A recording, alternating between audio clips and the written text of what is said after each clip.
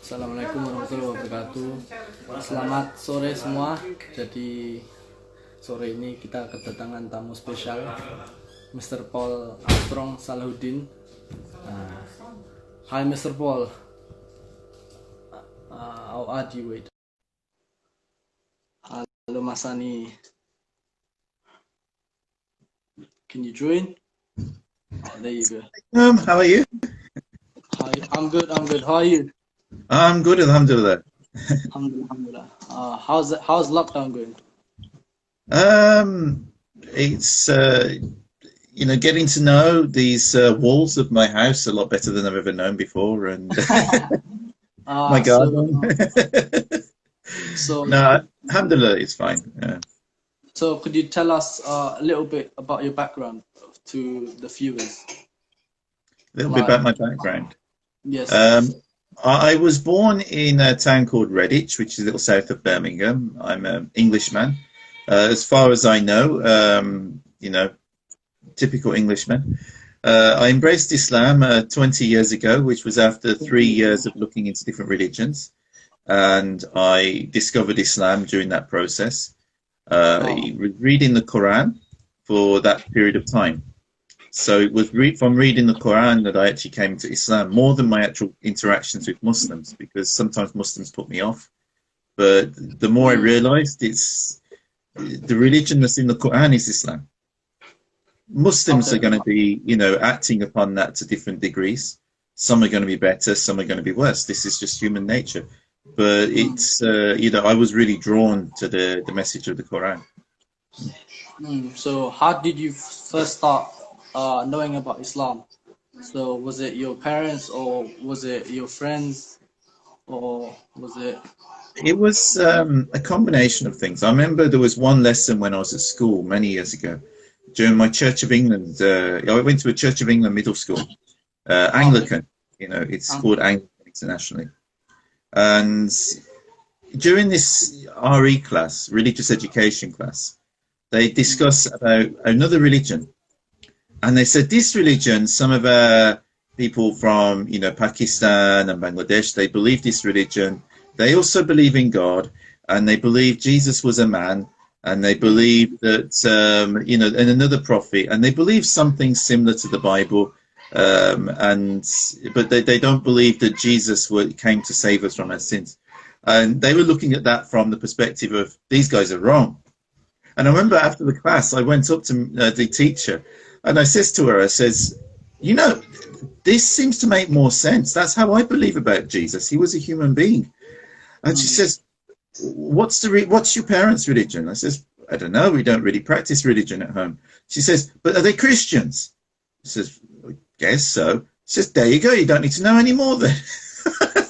That was my first exposure to Islam in the United Kingdom. I mean, things have changed a bit. I'm happy to say today it's part of the national curriculum to teach about different religions. So it's less likely that such a situation would happen to a child today. And if they went to, even I myself have been invited to schools as a Muslim. And also, interestingly, as an English Muslim, someone who's converted, they don't feel threatened by it. They've actually invited me in to help break down stereotypes. So it's changed a lot since I went to school.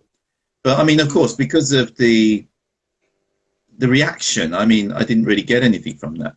And then later on, when I was in high school, I heard about a book called the Quran, which also, and I realized, this must have been what they were talking about in middle school. And I was curious about this, but I had no access to it. It was only during an Islam Awareness Week. I didn't know it was called Islam Awareness Week at the time, of course. But there's something called Islam Awareness Week in the UK, which Muslims organise. And they have dawah tables where, people can actually go, and if they want to ask any questions about Islam, or, get a free book or free literature, they're most welcome. And it was one of these in the city of Wolverhampton. And all I saw, though, at the time, being a young student, was this table with God and Muhammad and Jesus all written all over it. It's like a table with a tent, and that was what was written on there. And I says to my mate, I says, come on, it's these religious kooks. Let's go and have a laugh. Because that's where I was at the time. I was 18, you know. And, you know, I hadn't had a particularly good experience with religious people. So, I mean, I went up for a laugh. But they were really friendly. And they actually took my jokiness on the chin. And we're friendly in return. And so very quickly I stopped and I was listening to them. And they says, look, if you're interested in this religion, if you want to know what we're about, here's a copy of the Quran. You can read it. I mean, it was translation of Marmaduke Picto's Quran. And that was the one that I kept reading for up until just after I embraced Islam. And then obviously I bought other translations of the Quran as well, so I could compare and learn more. But it was that one that I was reading, which helped me to come into Islam. So you start reading Quran in English, and then from that In English, point, developing your knowledge, and then you got so interested in. It was, yeah. Yeah. So how do you feel being Muslim? You know, our deen is al-Islam, and our book is the Quran. So even some Muslims forget this today. This is the scripture. Muslim and we recite it in Arabic, but if we recite it in Arabic and we don't understand what it means, then we don't receive the message. We just hear some like beautiful musical words, and it is beautiful.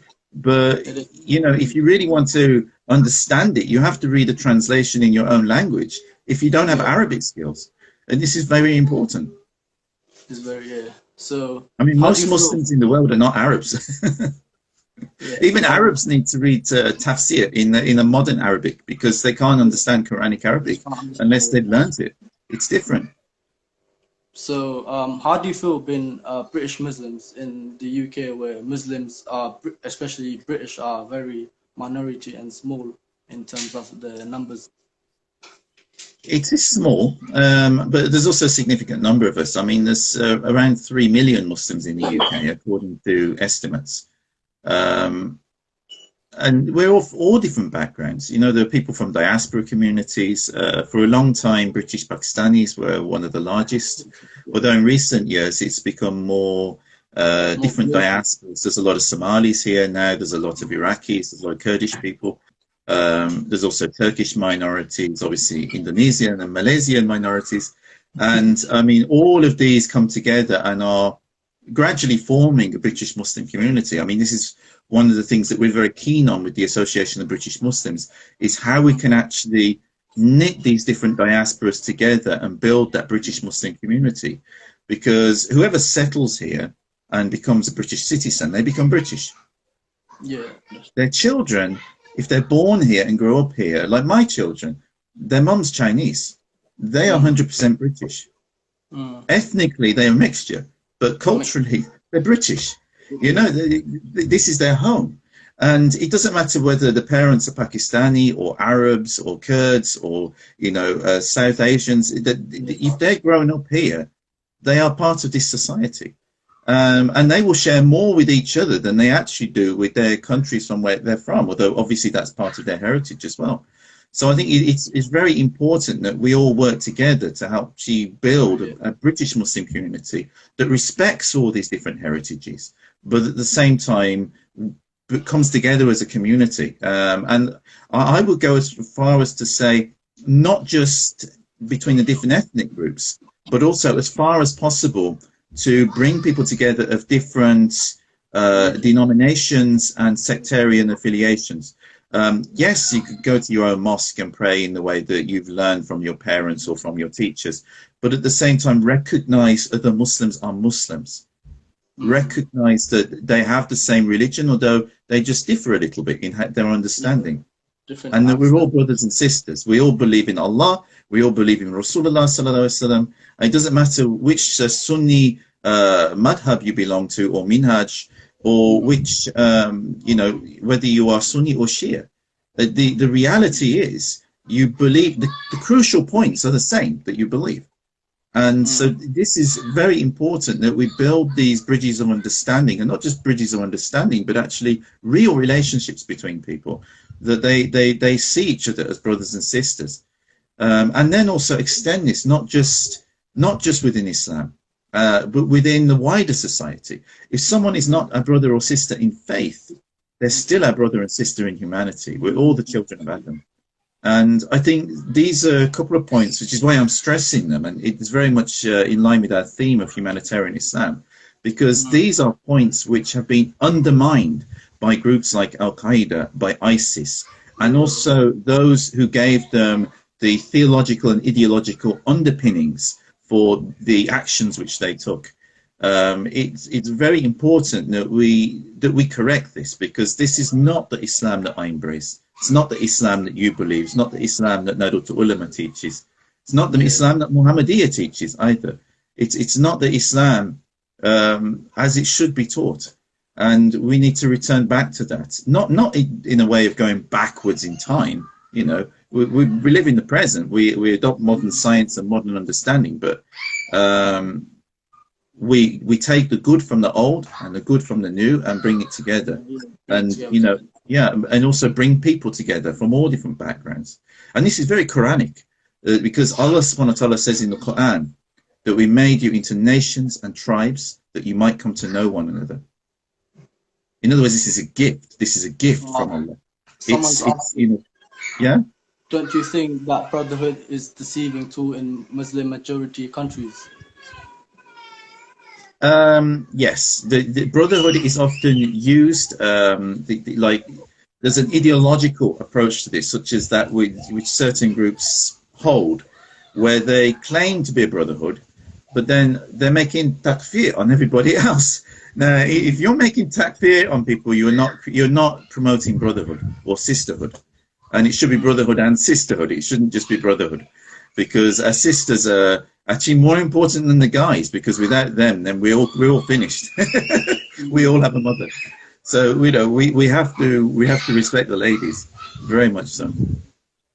So as you know, in the past few years, Muslims are been like bombarded by the news, like let's say in the Middle East, there's ISIS, Al-Qaeda, and so on. How like, and many British people, like especially my friends, they take joke like, Allahu Akbar and so on. Like how do you change that picture we have to reclaim it. I mean, this is one of the reasons why I actually registered a company and a website a few years ago called Khilafah Online. I'm nothing to do with a lot of the groups that are using the term Khilafah, but I thought it's very important that we take ownership of that. And in due course, I want to actually build a website on khilafaonline.com, which promotes common values, which promotes humanitarian values, and science and all sorts of positive things. We have to reclaim these words from the extremists. I mean, as simple as Allahu Akbar. What does Allahu Akbar mean? God is the greatest. God is the greatest. But now actually, when people say that, Christians believe that. Jews believe that. Sikhs believe that. Even Hindus believe that. God is the greatest. This is something which is universal to any religious person who believes in God. So it's like, how dare these evil people who are murdering lots of people and enslaving people. I mean, I don't know how much you heard of the news of what they were doing, you know, enslaving young girls. And I'm not even going to repeat it on Instagram, what they were doing, because it's disgusting. And, you know, how far from the Sunnah of Rasulullah Sallallahu can you get? And yet these people claim to be guardians of Islam. They are the worst enemies of Islam. They are worse enemies than anybody else, simply because they're claiming to be Muslims while doing the most evil things that even Shaitan would be ashamed of being associated with. Someone's asking, my friend's British man is going to convert into Islam, as he is over 50 years old. Can he convert without having circumcision? That's a bit awkward. I think, I mean, although in traditional Muslim, well, the thing is, although in traditional Muslim communities, circumcision is a tradition, and simply because the parents were Muslim, the whole community was Muslim, they just did it as a matter of fact. But my understanding is circumcision is sunnah. Sunnah, yeah. You know, circumcision, not being circumcised, should not preclude someone from embracing Islam, because the thing that brings a person into Islam is faith. faith in Faith. Allah and belief in the prophethood of Rasulullah sallallahu alaihi wasallam and all the previous prophets. This is what makes a person a Muslim. And it's not about how much skin is on our private part. You know, this is a tradition that we follow. But at the same time, whether that is done or not, it doesn't mean a person is a Muslim or not. I mean, the reason that the Arabs were already circumcised when they came into Islam because they were cousins of the Jews. So they were already doing this. And, you know, there are indications in Hadith from Prophet Muhammad that this was the case. So, you know, it's like, then again, if there was any Romans in that community who embraced Islam, they probably weren't. Did that stop them from becoming a Muslim? So, how is the humanitarian Islam in the UK different compared to the Islamic countries in other part of the world? As you know, we are here not like large group of Muslims. We don't have large quantities. So how is that different? Like the approach to the public? Well, humanitarian Islam is basically, it's recognizing that it's at its heart, Islam is a religion that cares about people. Islam is a religion that you serve God through serving your neighbors. And this is from the Hadith of Rasulullah. It's from his very direct sunnah. And then beyond that, serving humanity. You know, and it doesn't say, and serving Muslim neighbors and serving Muslim humanity. No, whoever is a human being. And even beyond that, we are supposed to look after the communities of other living creatures on this planet, because this comes from the Khilafah status that was given to Adam alayhi salam when he was put on earth. So, you know, this is something, and if you look traditional Muslim communities, often like in the Ottoman Empire, they always used to put food out for the birds. They used to make little bird houses on their houses. And I'm sure you must have similar accounts from Indonesia of how your kiais, you know, looked after the various different creatures that were in their neighborhoods. Because this is part of Islam as well. Not only do we care about other human beings, but we also care about wildlife. We care about the other creatures which Allah has put on the earth with us. And it's not for us to abuse them. It's for, I mean, obviously some creatures we do eat, you know, because we need food. But even then we're supposed to go about that in the most respectful and humanitarian and, you know, least pain way that we can to care about the animal while they're alive. And when we take the animal's life, to do it in the most pain-free way possible. This is part of our religion. And that's only for animals that we need to kill in order to ensure our own sustenance. Any other animals that are on this earth that are not causing us problems, they're not attacking us or attacking our livestock or, you know, attacking our crops, we're not allowed to touch them. You know, we have to respect them. We're not allowed to kill anyone, like, let's say snakes or anything, which are, they're not harming us. If it's not harming us and creating a danger to us or to our livestock, we have to look after them. We have to, you know, and even if they are dangerous, you know, try to make a space in the environment, somewhere, like a nature reserve or something that's just for nature, that they can live, because they are something that Allah has created. Allah has not put them on this earth for no reason.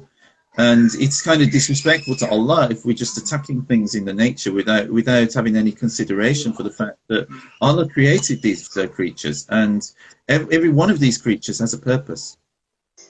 Someone's asking again, did you have to read any specific creed book to be familiar with Islamic creed or faith? Did you just focus on Quranic explanation, which is obvious in the text itself? I'm more happy to have you. Okay, I do in my own teaching, I tend to focus a lot on Quranic verses, because Quranic verses are accepted by all Muslims, you know, whichever school of thought they belong to. But I'm also a student of two Sufi sheikhs, Sufi Abdullah, who's a Naqshbandi sheikh from Pakistan, who sadly passed away a few years ago, who was based in Birmingham. And also Maulana Sheikh Nazim Adil Khani, who is a Sufi sheikh that's based in Lefke, who also passed away a few years ago. And, you know, at the moment I take a lot of inspiration from Maulana Sheikh Hisham Kabani, from Sheikh Badshah in Pakistan, and also from Sheikh Mohammed Adil in Cyprus. And also he goes to Turkey a lot as well. So this is my sources of spiritual guidance. So I mean, I take from a very traditional Al-Sunnah Naqshbandi Sufi approach to Islam. And the reason was because after I came into Islam through the Quran, I saw in these people more of what I read in the Quran. I saw that what they were doing is closer to it than other people. There is genuine love in their hearts, genuine concern for people. They're not going around saying, "Oh, you're a bad one. I don't like you." You know, instead they're saying, you know, even if you're doing something wrong, they will try to bring you closer. They will try to encourage you into doing something good. You know, so it takes you away from what you're doing that's wrong. This is, you know, the Sunnah of Rasulullah Sallallahu Alaihi Wasallam. You know, not all of the Sahaba were angels, you know, but the ones that were making mistakes, he used to encourage them to do something positive, to take them away from where they were making mistakes. So eventually they reformed. And of course, we read about the same people later on in their lives who became amazing human beings. So, wait, so,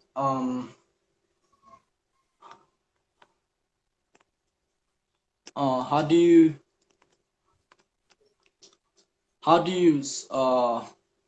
spread awareness to the community, especially in the UK? Like, Me personally, or British Muslims? As British Muslims. Okay, British Muslims use a variety of approaches. I mean, traditionally, like I mentioned before, you have these dawah tables that people tend to set up in town and city centres. This is the traditional way, giving out leaflets, talking to people. Some of these people do it in a very good way. Some of them, I walk past and I'm like, oh my gosh, embarrassing. Because I think they need to update, you know, their approach. And it's particularly embarrassing when you walk past the Jehovah's Witness stand and they're standing there like a gentleman and a lady, not bothering anyone, but just saying hi and, oh yeah, would you like a leaflet? You know, they're being very friendly, you know, and they got the adab that we should have as Muslims, you know. But there were good and bad examples in all these things. Obviously today, I mean, we use a lot more TV, social media. I have quite extensive social media channels myself. This is where I tend to post a lot of things. I also have websites, and all the main organizations in this country that are active in this now, I think they have websites and social media. So this is, you know, and I started this myself about 10 years ago because I realized that people are on the internet. You know, even like if you reach young Muslims, they're often not in the mosque. They're at the time they're on Facebook. Now they're on Instagram. They're on YouTube. You know, so it's like if you want to reach these people, then you know, you go to a mosque and talk to about 10 or 15 people. You know, or go to YouTube or Instagram and talk to hundreds potentially. You know. Yeah. So we have to use the means of the time. And there's a lesson in this from the Ottomans, you know, because the Ottomans banned printing because they were trying to preserve the jobs of the people who were scribes who wrote the books, you know, and they thought, well, if everything's printed, these people will lose the jobs. So the decision was made not to print. But of course, what did Europe do? Europe embraced the printing press.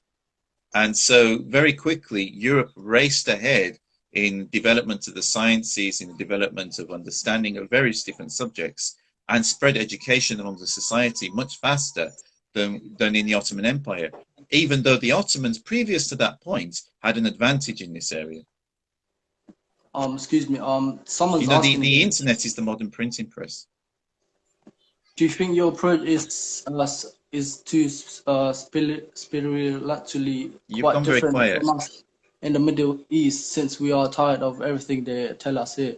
They don't often act what is written on the books. I can't hear you. You've gone very quiet.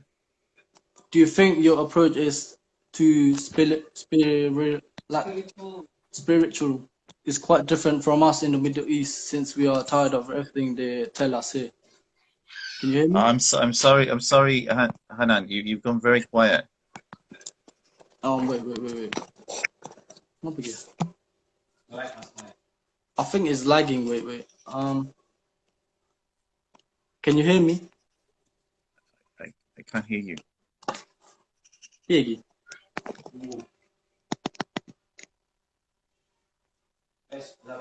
Can you hear me? Just barely. You're very quiet. I think it's my internet. I don't know why that's. Ah. Can you read that? Can you see that? Can you hear me? I can hear you better now. It's much better now. I can hear you. Okay. Can you hear me? Yeah. Someone's asking, do you think your spiritual approach is quite different from us in the Middle East, since we are tired of everything they tell us here? They don't often act what is been written in the books. Oh, in Middle East, I think yes. Although the Middle East is diverse, you know, it's a lot more diverse than people say. So I don't want to make any blanket statements about the Middle East. But I am aware in certain places in the Middle East, they're quite closed and traditional in another way, you know, but not necessarily traditional by what the Quran says, or about, you know, reassessing things in terms of ijtihad and the modern situation. And this is the other thing as well, because if we're going on old books of scholars and old fatwa, these fatwa were written for times when the culture was different. In order for a fatwa to be relevant, it has to be made both in terms of the Islamic knowledge and also an awareness of the culture in the time and place that that fatwa is to be enforced. You can't make it in absence of culture. This is why in Indonesia, I'm well aware a lot of Indonesian sheikhs for centuries have often included a lot of consideration about the local culture in what they did, and it's Islamic. It's, you know, some people from elsewhere might look at it and say, oh, this is different to what we do in Saudi or in Syria or wherever else, but that's because it's Indonesia. I mean, it's different between Saudi and Syria what you do, you know, never mind between Saudi and Indonesia, you know. So it's like, why shouldn't it be different in the UK? Of course it should be, and it should be different in modern Saudi from what it was a couple of hundred years ago, or modern Syria from what it was a couple of hundred years ago. Because the culture has changed. There was no internet when, you know, Imam al-Ghazali wrote his books. There was no internet when Junaid al-Baghdadi was writing books. So they didn't include this in their writings because it was just not there, you know.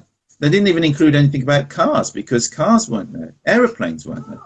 So it's like we have to reassess according to the current knowledge, both the scientific knowledge and also according to the technology and cultural developments and what sort of situations people find themselves in. I mean, even there's a difference today in the way people work, because today often men and women go out to work and earn a living. And this is the normal today in most parts of the world. In the past, this was not normal. So, of course, decisions that were made on how to address the situation in the past, you know, can we just apply them now without considering the modern situation? You know, the whole thing about Islam is a focus on fairness and justice. You know, so if we apply something that was just at another point in time, but due to things that have changed, if we apply that exactly now, it will create injustice. Then we're not actually following Islam. We're actually perverting Islam without, we might not be meaning to, but we're actually perverting Islam by doing that. Someone's asking again, how did you find about Nahdlatul Ulama? How do you think Nahdlatul Ulama's da'wah aligned to, well, Islamic da'wah in the UK, particularly in maintaining peace in harmony and amid heterogeneity? Okay, well, I learned about Nahdlatul Ulama initially from Indonesian friends that I met online, long before I actually visited Indonesia. And then when I visited Indonesia, I met up with people like Gus Yahya, Holland, Savik, and a number of other, you know, important people within Nahdlatul Ulama, some of whom have become good friends of mine. I'm very happy with the way Nahdlatul Ulama approaches Islam. I mean, instantly when I sat with Nahdlatul Ulama scholars and we started discussing things, and they're saying this is Islam Nusantara, this is Indonesian Islam, and I listened to them, and after sitting there for a while, I says, look, I have one criticism of you guys. This is not Indonesian Islam. This is Islam. But where you have Indonesian culture and you celebrate the Ramayana, I have English culture and celebrate Christmas as a cultural festival. But the Islam that we follow is the same. It's just obviously there's certain cultural things that we work around because of our local cultures. That varies. But the actual approach to Islam, and the reason we're both doing the same thing there, you guys with the Ramayana and me with Christmas and Easter, is because of the cultural, here, Christmas and Easter are cultural festivals that everybody celebrates. Even non-religious people celebrate them in a non-religious way. It's that I will join in, because it's just cultural, and it's same with the Ramayana in Indonesia. And this shows the same approach to Islam. If we're in maybe Mexico, it might be some Maya tradition or something we would be working around instead. This is how Muslims have traditionally been.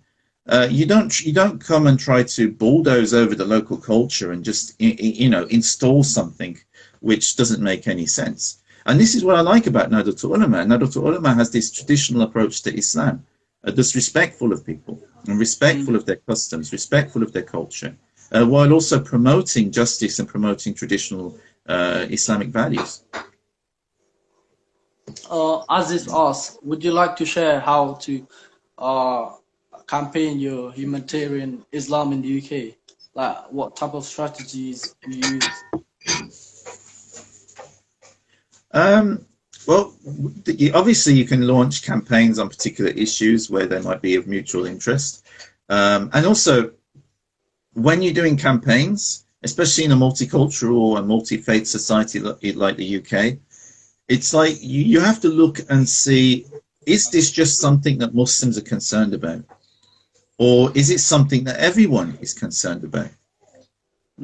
A good example might be like halal food. There are some people in the UK who are narrow-minded who want to ban halal food. So for a very long time, Muslims and Jews have worked together in the UK because the Jewish kosher system is very close to the Muslim halal system. So logically, if people are against the one, they will be against the other. And, so Muslims and Jews have been working in the UK for many years to protect availability of halal and kosher food within the UK.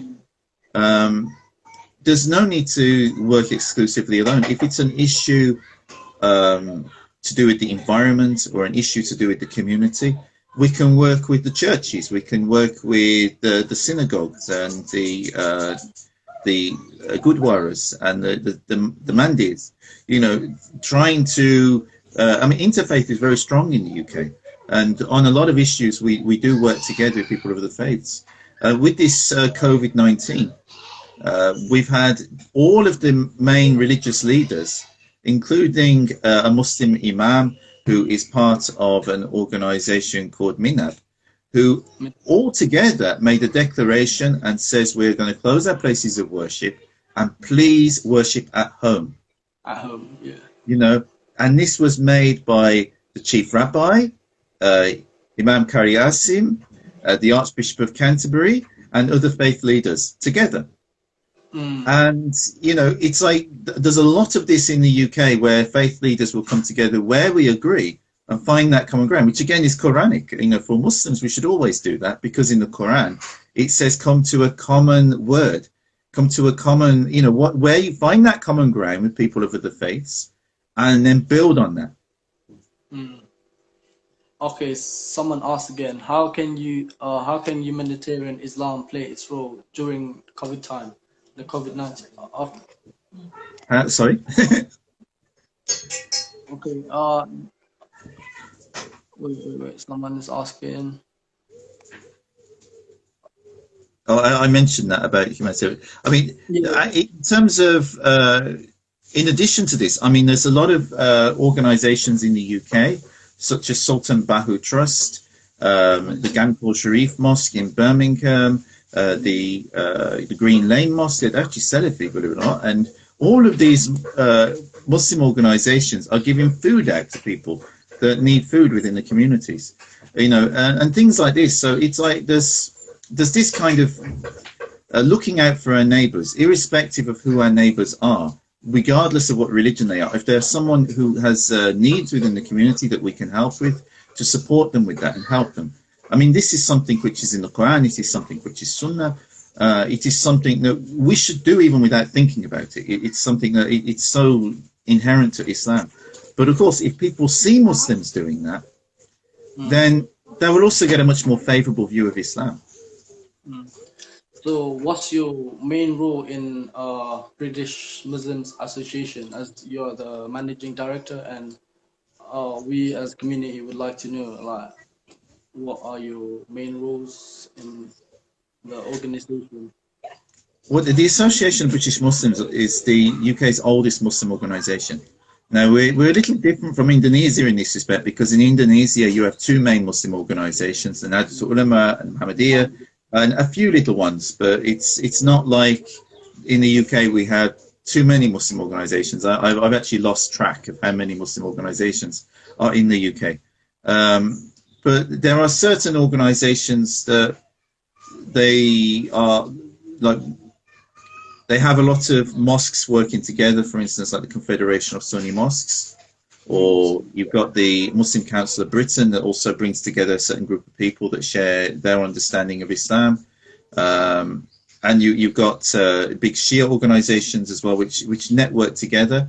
And you've also got the Association of British Muslims, which we try to maintain a non-sectarian perspective with the Association of British Muslims. So on a personal level, I'm a Naqshbandi. I feel very affiliated with Nahdlatul Ulama.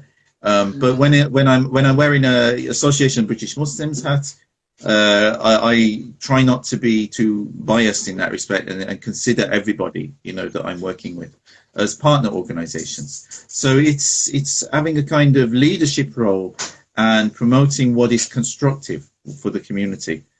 So for instance, during this coronavirus situation, is promoting how as Muslims we can both support our communities and halt the spread of coronavirus, giving out the correct information, making sure that we verify our information first and it comes from good sources that are credible, you know, not just people who, you know, might have some spiritual insight or something, but, you know, it's people that actually have scientific knowledge.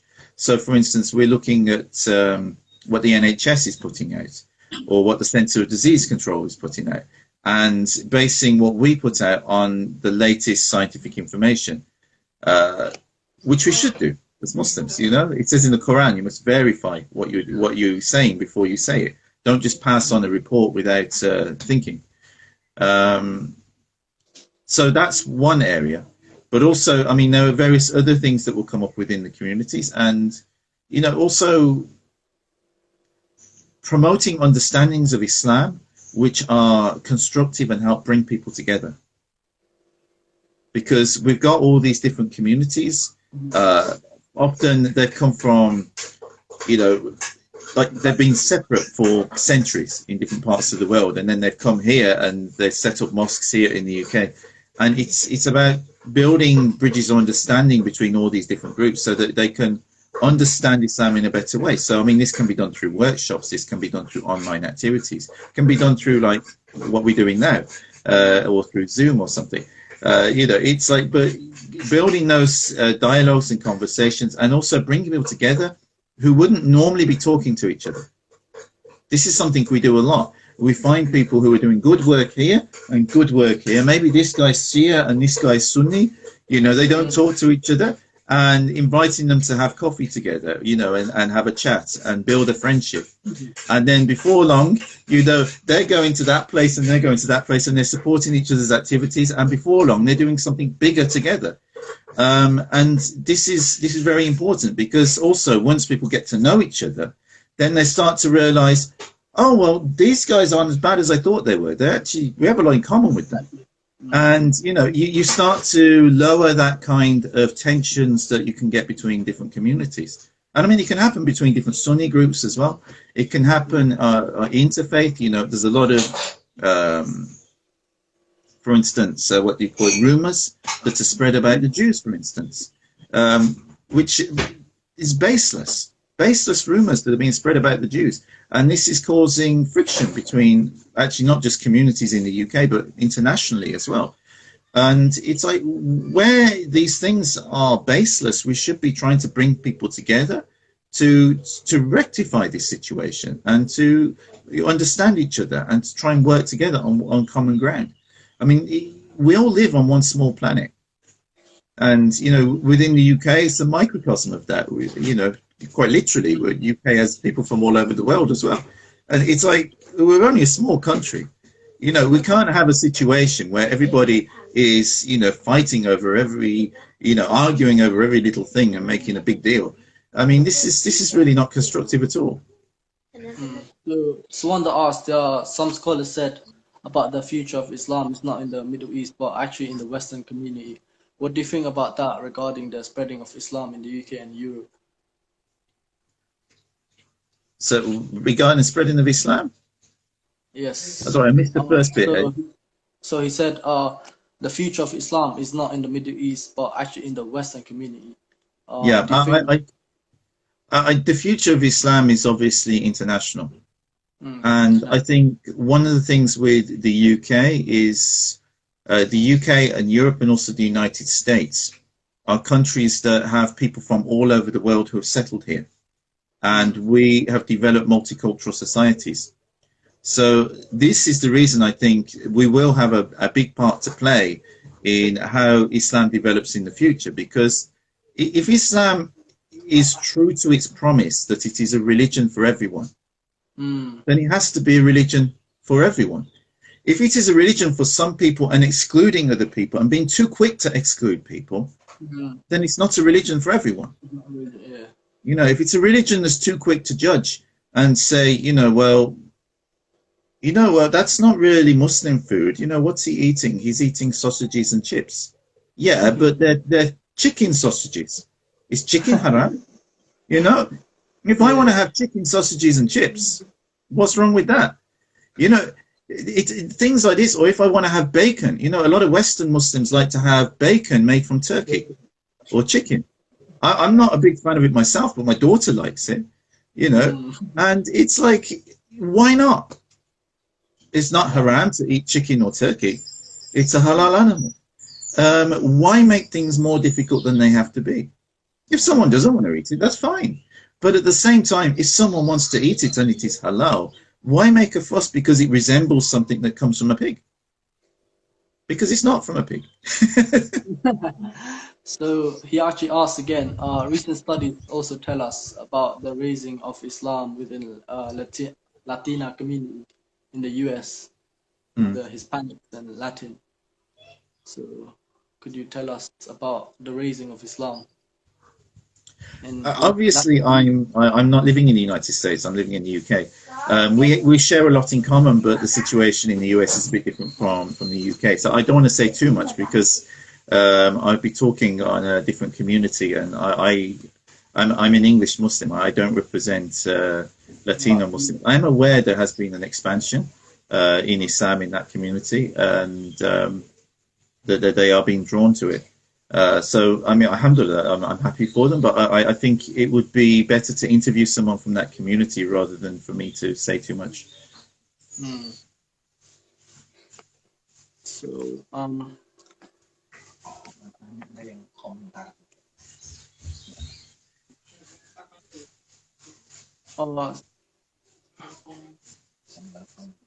someone comment as well.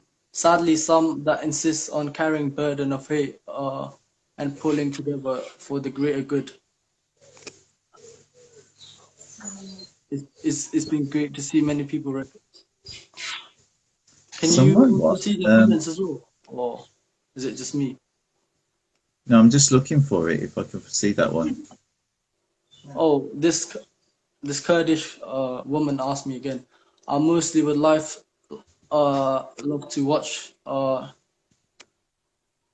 JT Winter from Cambridge Muslim College and Hamza Yusuf in the USA about religious topics to their scholars here.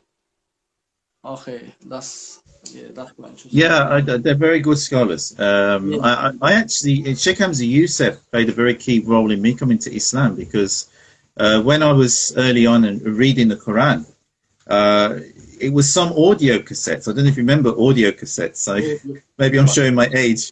You know, they got two things. You wind up with a pencil, and I used to listen to those Sheikh Hamza Yusuf's lectures, and it was listening to those that he could explain both Islam in an American context, which also I could relate to because we have a lot of shared, you know, between what the USA and American culture.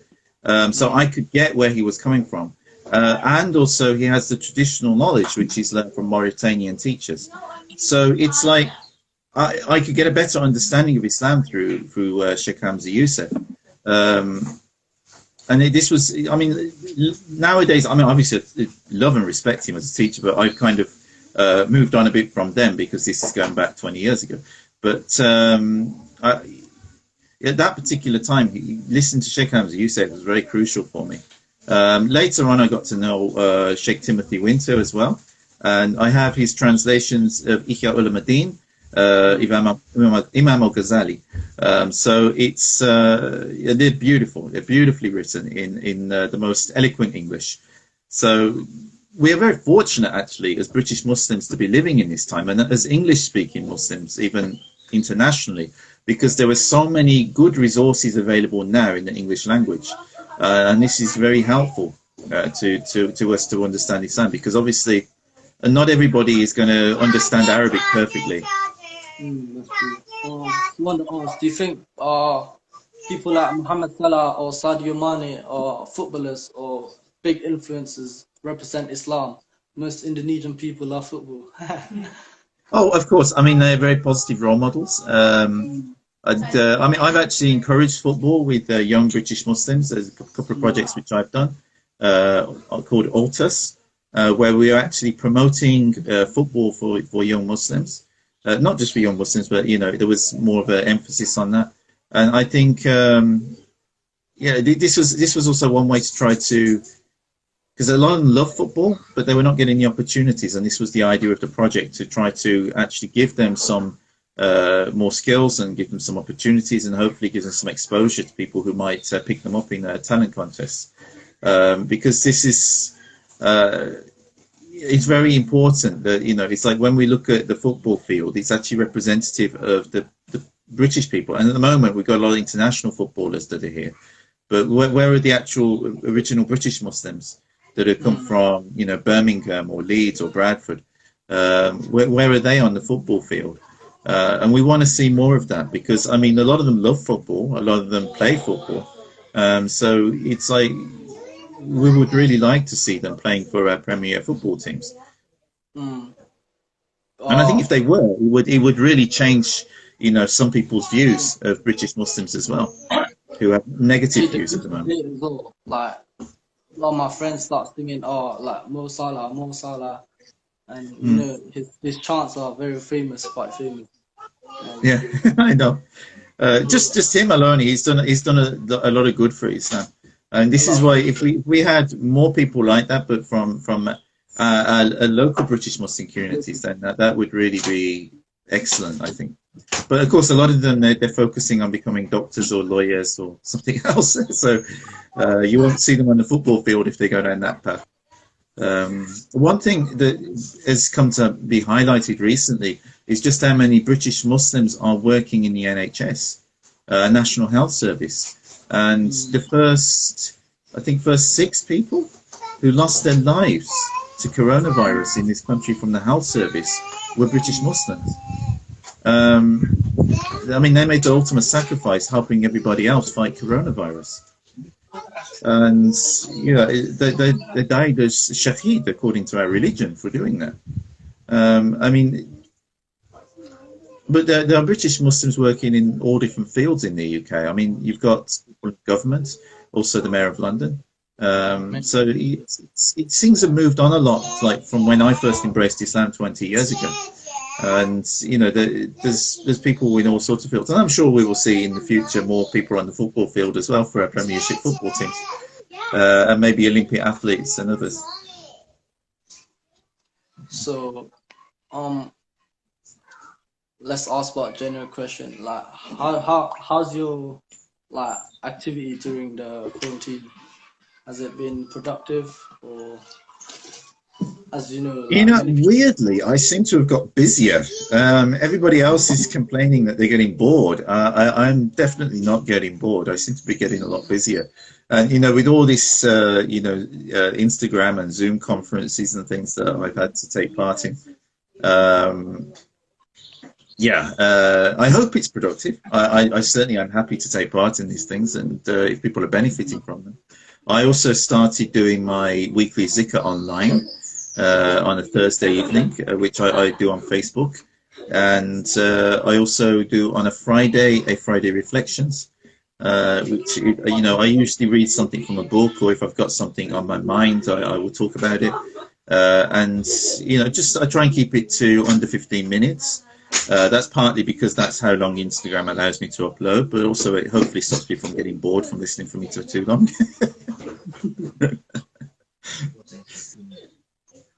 So we are getting to the end of the session, and do you have anything to say or messages to the and closing statement as well for the viewers from the UK and Indonesia?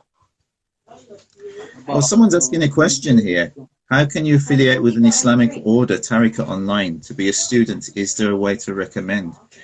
That's a good question. I mean, if you know someone personally and you have like their WhatsApp or phone number, I mean, then maybe you can come to some agreement or understanding between each other that way.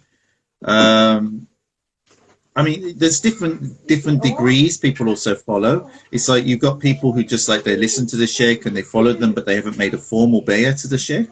They're still getting benefit because they're obviously listening to and benefiting and maybe doing zikr with the Sheikh online or something. But if you actually meet the Sheikh in person and get to know them and take bay'ah, then that's obviously better. But obviously under this situation, it's a bit difficult to do that. And this is, again, there's a different dynamic. I mean, even they're saying this about universities. There's a different dynamic between like Zoom conferences online or their equivalents, and actually having classrooms, you know, where people are more natural in the way that they're interacting with each other. So there's a difference. But obviously, I mean, we're very fortunate to have this lockdown in a time when we have access to this technology, or everything would be shut down. So it's, yeah, there are pros and cons with everything. And also, I mean, this allows people to interact internationally. Like tomorrow, I'm doing one of these with a young Ustad from Indonesia, Ustad Ihya. So I'm going to post the flyer later. And, you know, he's on the other side of the world, but we can have this kind of interaction.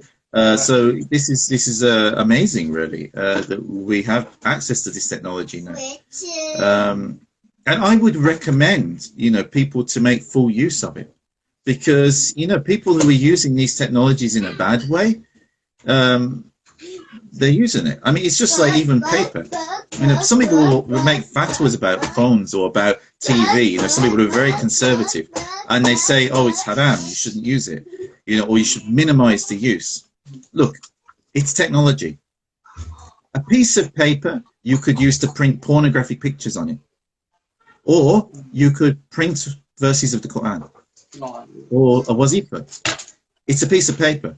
Is the piece of paper haram? It's the same with a television. It's the same with a mobile phone.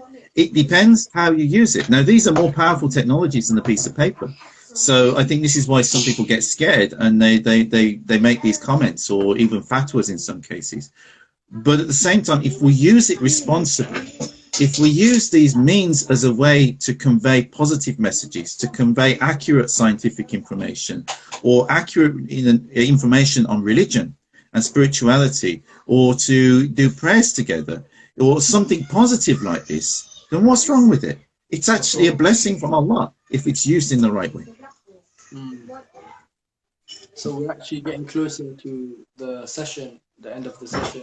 Do you have any messages or closing statement for the viewers? Well, that was one of them.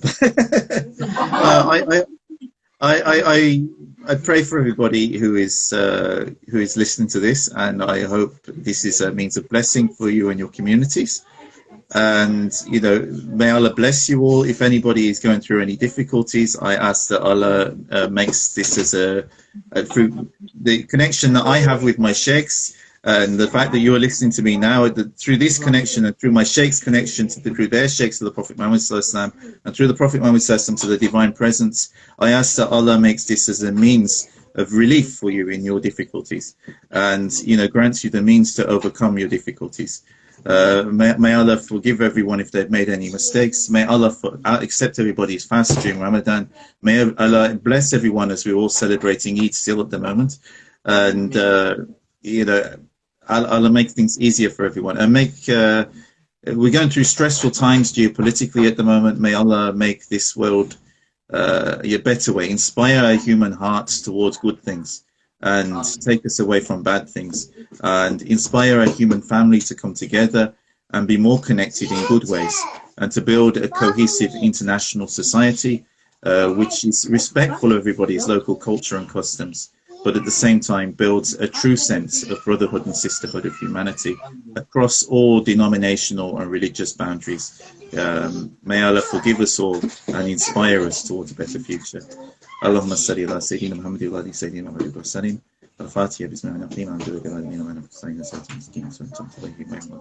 ar-Rahim.